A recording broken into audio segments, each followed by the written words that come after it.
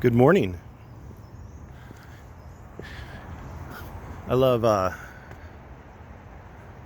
Old Auburn. I got court here this morning. It's a pretty morning, so I figured I would make a video while I'm waiting. I got another 15 minutes before I got to be in court. There was a video that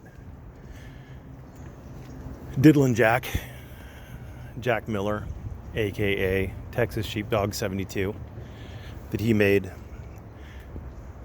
It was a minute-long video. It was monetized, directing people to a Justin Pulliam video. I chose not to watch the Justin Pulliam video at that time because it's a Justin Pulliam video, and I only have so many hours in my day.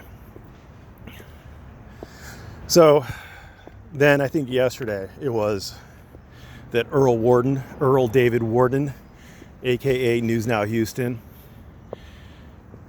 he hyped the same video, the same Justin Pulliam video. So obviously there must be something to it, right?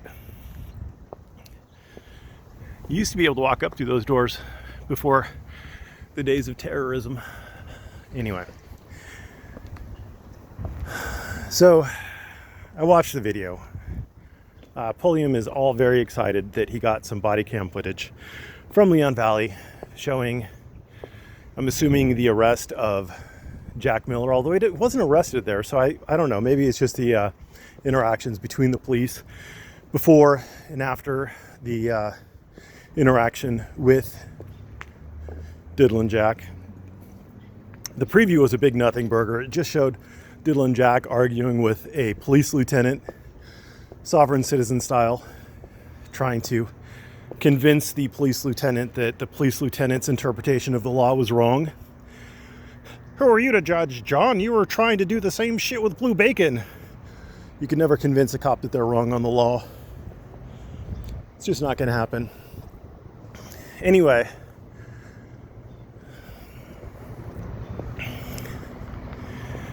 that's all it really showed. And then Pulliam made a big deal about how Salvaggio had said that it's all about these auditors trying to blow it up and make a big deal out of nothing. And it really is. It really is about them trying to make a big deal out of nothing.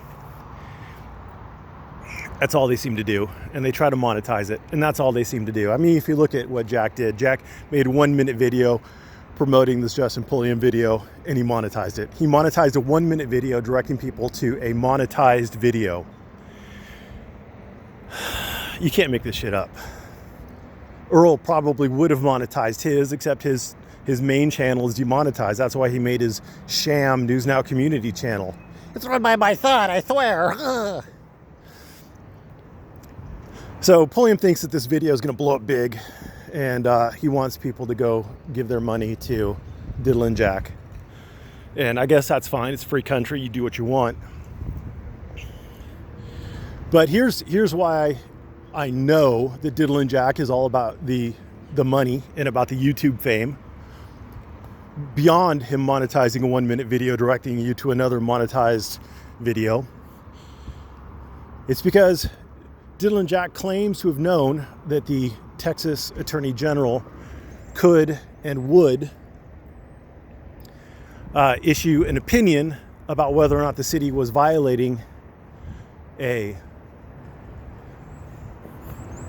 and whatever the statute is that allowed them to restrict firearms in a city hall that had a courthouse built into it.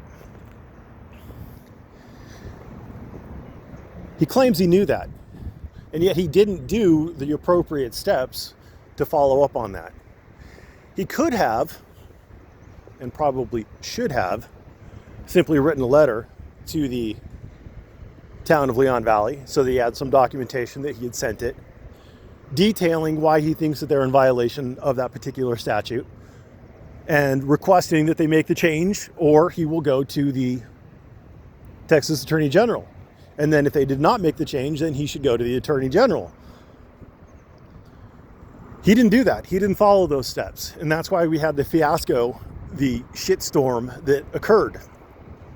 And I would like to point out that to this day, the Texas Attorney General has not issued an opinion stating that Leon Valley was incorrect in their interpretation of that statute or in their application of that statute.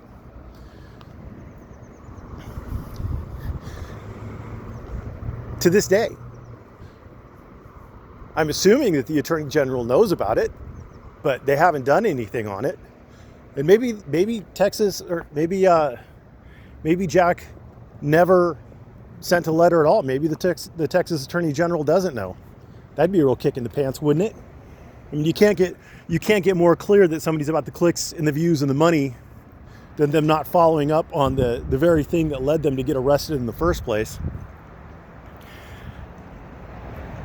And finally, I would like to point out that in all of the Texas Attorney General opinions that I've read, there has been some method where the city hall has been found to be violating this particular statute. There has been some issue where the city hall could section off the court. Like if the court is on the second floor, then the first floor shouldn't be restricted. And if you look, there is no restriction on the bringing firearms into the police portion. So it appears that Leon Valley is appropriately sectioning off the areas where it is inappropriate to limit the carrying of firearms. So there you go. That's my thoughts. Thanks for watching. Have a great morning.